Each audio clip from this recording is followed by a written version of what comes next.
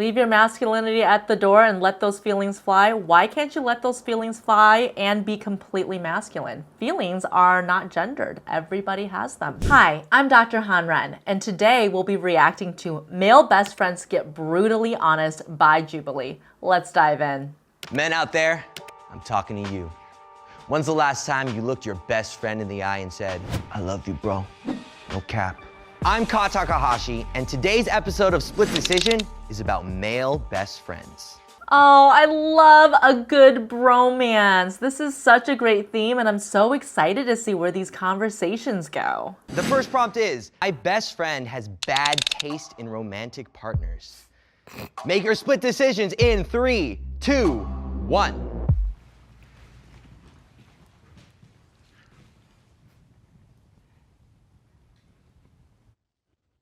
All right, go ahead and turn around. A lot of yeses. There's so many reasons why men especially think that their friends have bad taste. Is it because the romantic partner takes this friend away from them, and so there's some jealousy going on? Or is it because they really want to see their friend thrive and flourish? Or is it because they would want to date the same people? There's so many different reasons for this. Grant, I have to start with you because you did the slowest step. Well, Alden's married. Okay. Do you not like his wife? She's fine. She's fine. I mean, I love Alden to bits, so obviously anyone he cares about, I care about a lot as well. But I think I wish they were more pleasant to be around together. Yeah, what a diplomatic way to say that I don't like your wife. It's really hard to share something that's vulnerable and could be potentially taken the wrong way like that. So, kudos to him for even naming that, honestly, with his best friend. A lot of times people just hide that, but sometimes hiding the truth can come out sideways in really detrimental and passive-aggressive ways. So good for him for finding the diplomatic way to say the hard thing. Part of it could just be like jealousy of taking Alden's attention away from me. And do you know he feels this way? Yeah, no, I'm gonna get so much shit right now because so after this, we're all gonna, me and her and Grant are gonna hang out. And she was like, I don't wanna hang out with Grant. I don't think he likes me. Oh. And I'm like, no, he likes you, he likes you. He's like, stop gaslighting. I know he likes me. Actually, you know what? I think, you know what it is? I feel like Alden's very different when it's the three of us, or just like her influence on Alden, and I don't really like the direction. What's he like when they're together? Subservient. Yeah, subservient. I feel like Alden's more comfortable with toxicity now than he was before. Ooh, a lot of therapy words thrown around. More comfortable with toxicity, and he is more subservient.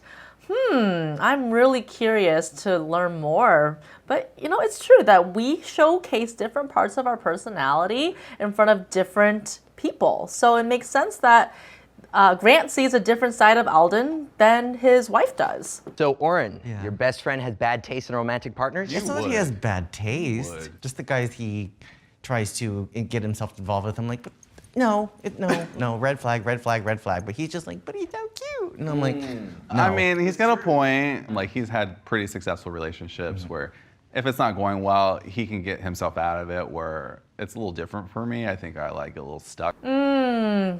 So we do tend to pick what we know when it comes to our romantic partners. And if we have had really healthy models of healthy relationships, then we'll probably pick partners who are pretty good for us. But if we grew up in environments that were chaotic or emotionally neglectful, or the relationship that your parents had was not healthy, then we may just subconsciously attract and go for people that recreate the dynamics that we're familiar with. So it's this kind of self-sabotagey thing that happens where we pick people that aren't good for us. And sometimes we can't see it, but our friends can see it. And if they can give us that valuable feedback, sometimes we can do something about it. But this guy, he says he gets a little stuck, but at least he's aware of it now. I feel comfortable crying in front of my best friend. Make your split decisions in 3, 2, 1.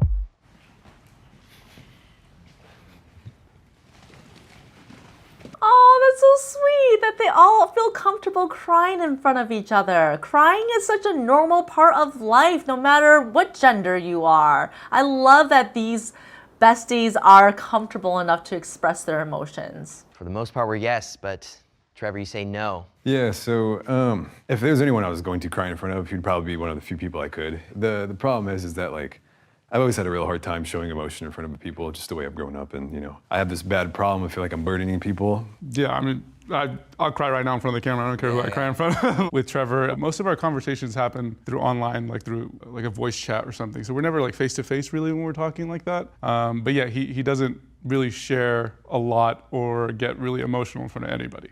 Oh, he is afraid of burdening others by sharing his emotions. This is such a common thing, and oftentimes it comes from childhood when we may have thrown tantrums, cried, shown emotion, and have had some sort of punishment or repercussion for it, and been taught that crying or showing emotion is a bad thing. It's a sign of weakness. We need to hide it.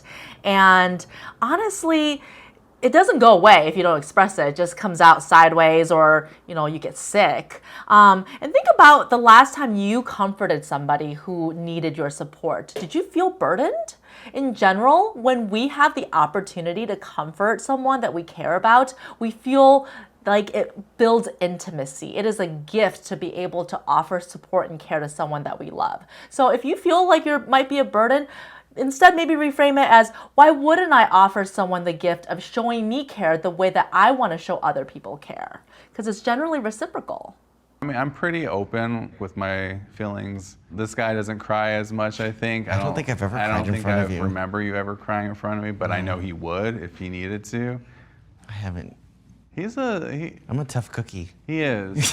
I love that he says he's a tough cookie with his dangly earrings and his sparkly jacket. It really goes to show that you can feel like you're a tough cookie with whatever gender expression you may have. For both of you, do you sometimes wish that your best friend would be more emotional with you? You want to see me cry? Is that what she's saying? I think for him, it's just like, I wish he would, just because for me it helps. For me, it helps me when I'm feeling that way. And I feel like for him, it would help to just kind of let everything out. Grant, Alden. Well, I don't think either of us cry that much. Not because like we're like too like macho or whatever. Oh, my dad used to do this thing where he would yell at me when I was practicing violin, and then he yelled at me more if I started crying. So I got like really good at like not crying, and I haven't been able to cry since.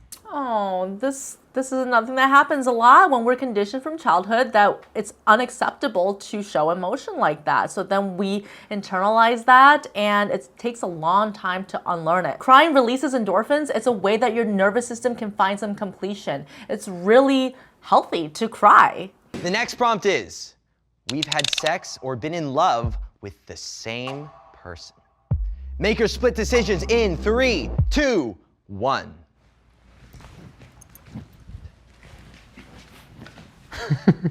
This is interesting. So you're standing on yes, but you're standing on no. Well, we like the same person in high school. Ooh, not a lot of overlap there. That's common, right? Like bro code. What do they call it? Like bros before hoes, or uteruses? No, uteruses before deuteruses.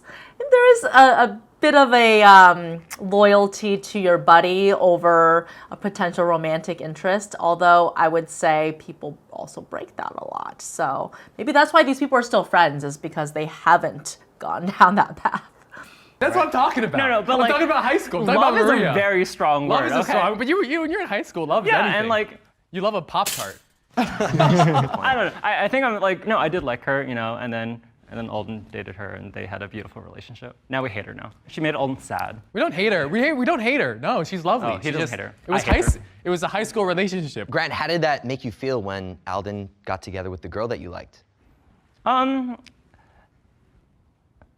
Obviously you ran it past me beforehand, and like to a certain extent, it's like I'm always happy for you, and I want the best for you, right? Sometimes like things that like your successes sometimes kind of make me feel bad about myself. This is so so vulnerable. First of all, the fact that he ran it by his friend, like, I like this person and you like her too, and is that cool with you? That's really mature, especially for high school. But also the fact that he can say, sometimes your successes make me feel not so great about myself because I feel jealous or envious. This takes a lot of emotional maturity to even be able to name like this. Anyone else ever, like the same person, kiss the same person? It was one fight I think that was really, I mean, there was a guy that I was attracted to, and Oren ended up I was hooking up being with shady him. and I know it wasn't even his type of man. not That's why at I was all. just like really surprised that he would even do that. And so it was, Really? we stopped talking for a little bit. But the rift that it caused our relationship, I was like, never again. Like, I'm not doing that. Good for him for prioritizing his friendship. And I gotta say, it happens sometimes when just because someone else you like and respect this thing makes you want to go for that thing more. There's this competitive nature that happens in a lot of people, and it's important to take a pause and weigh your options and say, what's more important to me right now? I may feel this sense of competition, but is that going to ultimately be beneficial for my friendship? What do I value more? We had this little running gag with like the seagulls from Finding Nemo where it's like, mine, Somebody walks into the bar, mine, mine. That's cute. That's cute that they're able to like call dibs. I mean, I don't think we should call dibs on humans, but at least you can express to your friend like, this is where my interests lay, so hands off. The next prompt is, I've had a harder life than my best friend. Make your split decisions in 3, 2, 1. Ooh, is this a fair question? I've had a harder life than my best friend. There are some things that can be objectively harder about life, and I wonder if they're gonna agree. But it's also kind of a subjective question. Some people may perceive themselves to have a harder life, and you can't truly know. Suffering is suffering.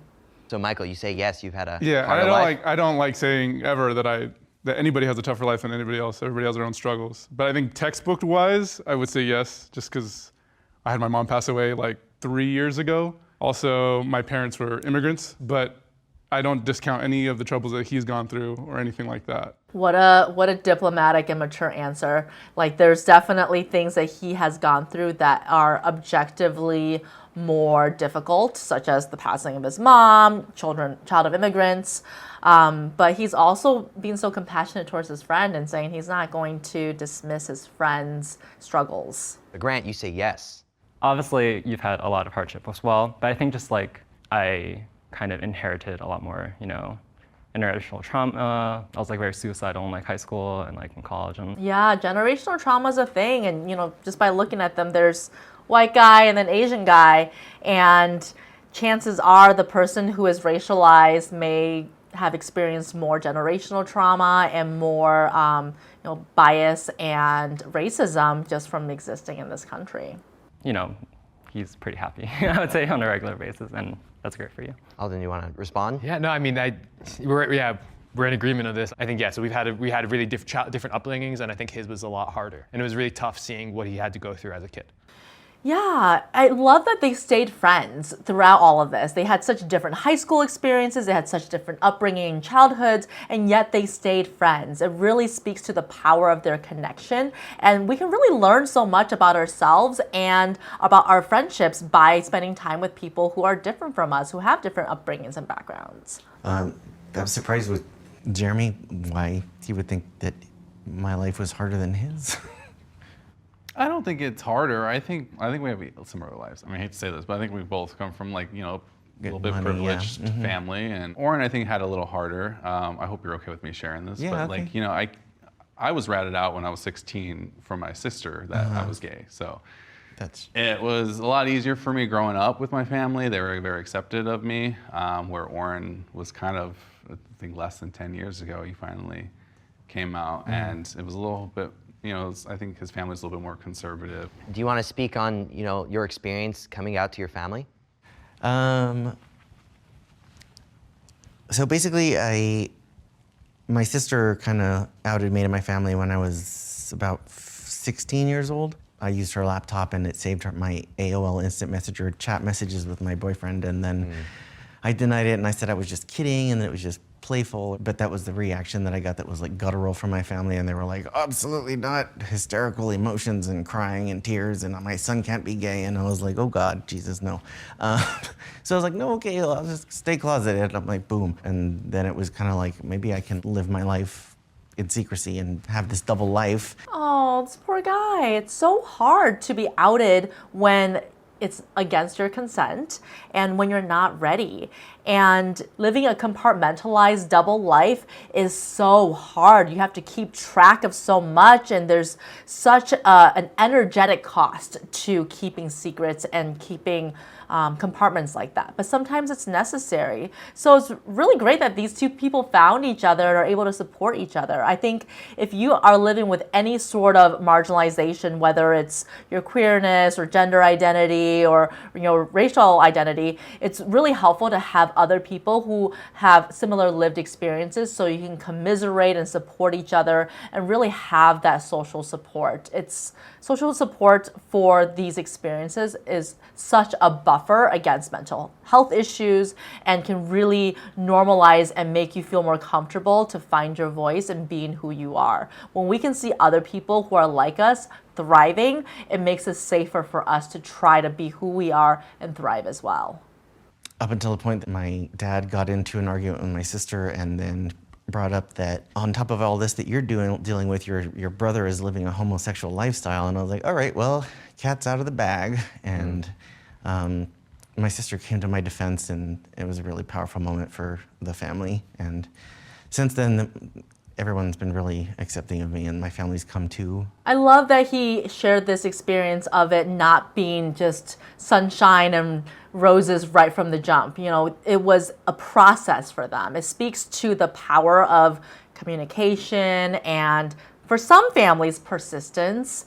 If they're willing to work on it and they love each other enough, it really can get to a place of compassion and acceptance. Not always, but hopefully it happens more so now that there's more conversations and normalization about it. It was a good ending in the end, even though it was very difficult. Yeah, it wouldn't have, the times have changed for sure.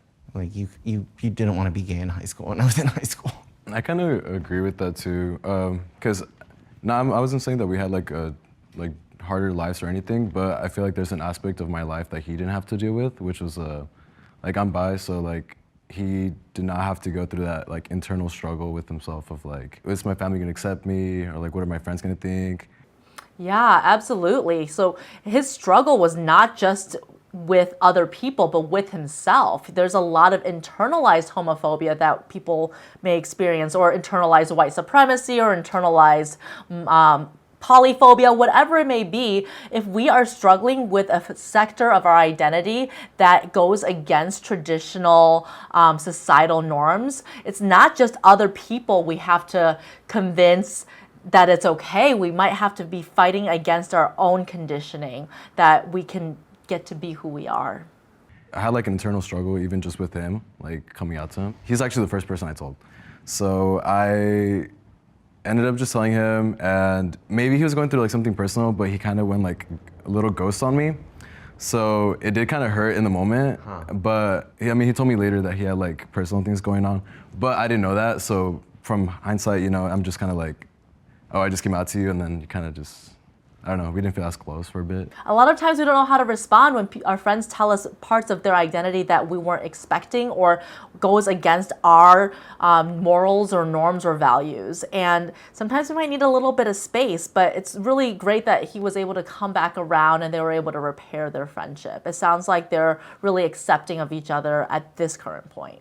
I could have handled him coming out a lot better, because I feel like he went through like a lot of struggles, because I feel like we both come from very like conservative, like macho like Mexican parents. Yes, so the religious element, the conservative political element, and then also this cultural element like of machismo, like there's only a certain way to be, and if you deviate from that, you're going to be punished by your community. And they experienced that just in their friendship when he didn't know how to handle his friend coming out to him as bi. But I wish I would have been there and been able to talk to him a little bit more thoroughly and kind of put in that extra effort.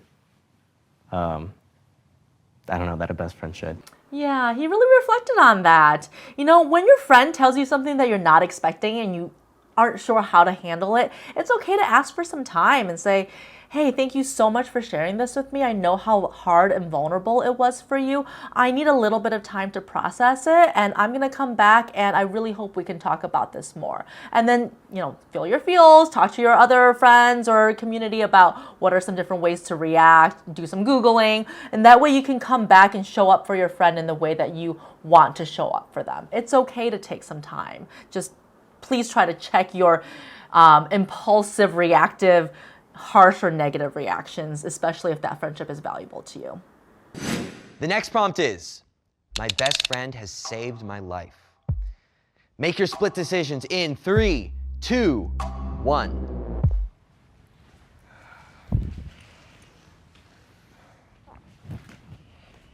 Okay, go ahead and turn around. Wow. So, Grant, you say Alden has saved your life. Yeah, 100%. The summer approaching like senior year in college, I had like a very big mental breakdown, you know, starving myself, just like in my room all day. And like I really just wanted to like die all the time.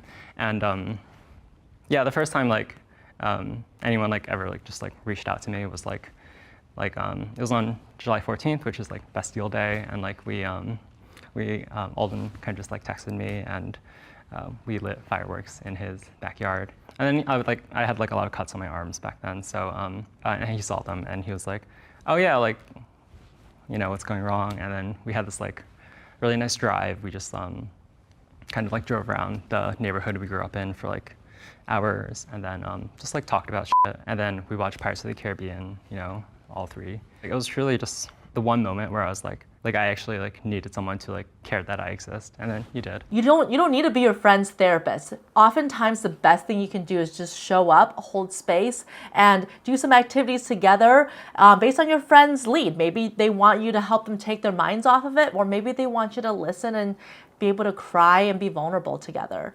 And you can ask your friend what the type of support they best want in those situations. It was truly one of those things where it's just like this is the single most important thing that like ever happened to me, and nothing ever comes close since then. Wow. And have you told Alden this? Not really. We kind of just like. I was wondering when you stepped on the S. I was like, what are you thinking about right now? Yeah. Well, Alden, what does this mean to you? I mean, I love Grant, and I would do anything for Grant, and this feeling's mutual. Oh, this is so beautiful. They shared such an important, formative moment in their childhood and didn't even know about it until later. I'm so glad that they're talking about it. Sometimes it's not just showing up for your friend that's so important, but the ability to process it later and say like, hey, remember that? That can really build intimacy in any relationship. And I knew he was hurting, and I remember seeing the marks, and I remember like, but it's, you know, and it was very. I remember thinking like, oh God, my friend is hurting. I don't know what to do. I don't know. I mean, it's also like, but it's the thing. When I hit Grant up to hang out, I wasn't thinking, oh. You weren't thinking I'm gonna save his life. I want to save Grant's life. I was thinking, Yeah. I want to see my best friend. You know, let's get something together. Let's light some fireworks in my backyard. See, that's exactly what I'm talking about. You don't have to go and be your friend's therapist or think of some miraculous thing to say to them when they're struggling. You just need to show up and do normal friendship things and be present and be thoughtful. And that can mean the world to somebody. So, Oren, Jeremy has saved your life? He, like, even though I called myself a tough cookie, he has managed to be there for me, knowing exactly what to do in all the right moments, like, without me having to tell him what I needed. It's gonna be actually really hard for me to talk about without cracking. But yeah, he's... Oh, I love that he says, I don't cry, I'm a tough cookie, and here he is crying. Oh, this is so sweet. It speaks to the power of this friendship, and also really speaks to maybe sometimes we don't know ourselves as well as we think we do, and it's okay to cry for anybody and everybody, whenever, wherever we need to do it. Yeah, in my worst fallouts and just loss with my mom, and he was just there I'm good. I didn't go any further. Yeah, you can go. Oh my gosh, this is such a poignant moment. He just knew what his friend needed. He knew by his body language, and he didn't even need to say any words. He just went and gave him a hug. It really shows the power of presence and attunement. These two friends are so attuned to each other. Okay, the next prompt is, my best friend has a toxic personality trait. Make your split decisions in 3, 2, 1.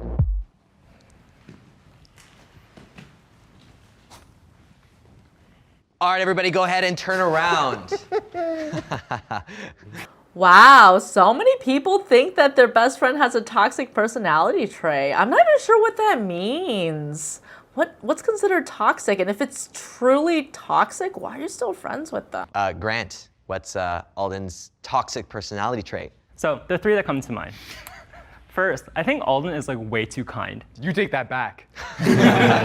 This is one of those examples where people throw the word toxic around and that's not actually what they mean, because kindness is not toxic and neither is stubbornness. Maybe it can be a little more specific, because I think toxic can be overused and then it loses its meaning. He's very trusting, and he always gives people the benefit of the doubt. And I think you should be more distrustful in general. 2, I think your apartment is like filthy. It's so dirty. Damn. And we lived together in college, so. Way to call him out. Lastly, I think Alden should spend more money. He like maxes out his 401k, which is great in theory, but like we might not even be alive when we're like 59 and ready to like pull it out. So like, what's the point in doing that, right? Oh my gosh, he just wants his friend to live his best life. He wants him to be more self-protective, have a tidier space, and like splurge a little bit. None of these traits are actually toxic, but it really shows how much he loves his friend. Final prompt is, there's something that I haven't said enough to my best friend lately that I want to say now. Make your split decisions in 3, 2, 1.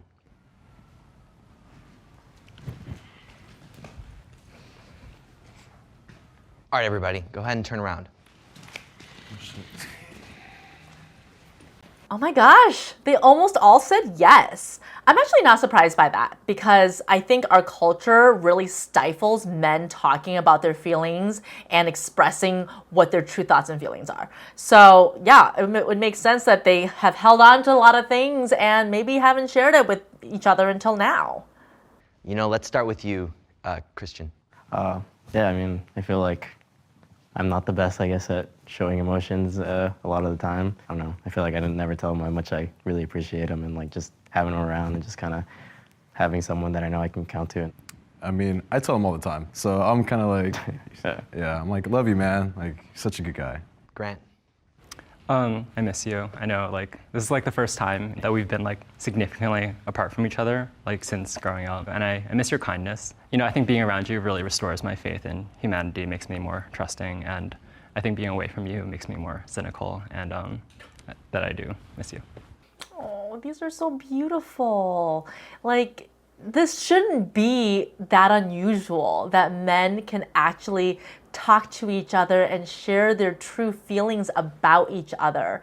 I think this is something that people just don't do enough of more broadly, even women or like in romantic pairings. People do things together and they're like, yeah, this is great that we're doing this together, but they don't check in with each other about the experience of sharing this experience together. How is it for you that we're doing this together? Are you having a good time? What's going on for you right now? And if we could normalize talking about what we're experiencing as we're experiencing it, I think it could really build so much intimacy and reduce miscommunication. Trevor. Yeah, there's a lot of aspects where like I've struggled with like health stuff. And in a situation where a lot of people assume the worst, he's taking the time out of his day to make sure things are cool and to not assume the worst and actually be there to help me out. And he's a pretty caring guy. You know, it's hard to find people like him, and it's hard to find people who are ride or die like him. He's a genuine guy, and I definitely don't tell him enough. Thanks, man. Yeah. Same here. I mean, I do tell him all the time. Like the last time I told him was like on Christmas, so that's been too long for me. So yeah, I appreciate him. I love him so much. It's so awesome to have like a best friend that you can have so many differences with, but also just at the end of the day, be able to be like, okay, we'll put all that aside, all of that's so stupid. We're still really good friends at the end of the day. Doesn't matter. I love this. I love that they all said, I don't tell you this enough, and it's all the same message of I love you, I miss you, I value you, you're important to me. Normalize saying this to your friends, no matter your gender, no matter what type of friend you have, unless you think they may misconstrue it. But even in that case, explain yourself. I think we don't share how we feel about each other nearly enough. All right, guys, I'm gonna give you a hard challenge here for a lot of us guys, but can each of us just, look our best friend in the eye and just say, I love you. I love you, Christian, for real. I really do. I love you too, Manny. I love you. I love you too, Grant. Love you, Jeremy. I love you, Oren. I love you, man. Oh, no, see what he did? So we're on the same thread, man. Same frequency. I think we're kind of good. No. Love you. Friendships are the only relationship that we don't have to be in. There's nothing obligatory about friendship. You may have to be in a relationship with your family or if you're married to someone, but friendships are relationships that have so much choice. And because of that, we get to spend the time with people who we can cultivate great times with. We really need to be able to share that with each other. And because we don't value friendships as much as other relationships in our society, we tend to let them wither sometimes. And that's really sad. Loneliness causes all sorts of health issues, and a lot of older people don't have enough friends because we aren't really versed in maintaining friendships and making friends as we get older. So I think as a society, we need to get better at making friends, keeping them, and sharing how we feel about each other in these friendships so that we can sustain them across the lifespan. Older adults with rich social connections like that are the happiest and the healthiest. This video really helped me appreciate the vulnerability that these men had for each other and just normalizing vulnerability in male friendships and bromances in general. Thanks again for watching. I'm Dr. Han Ren. For more videos like this, please like and subscribe to Healthline Mental Health. See you next time.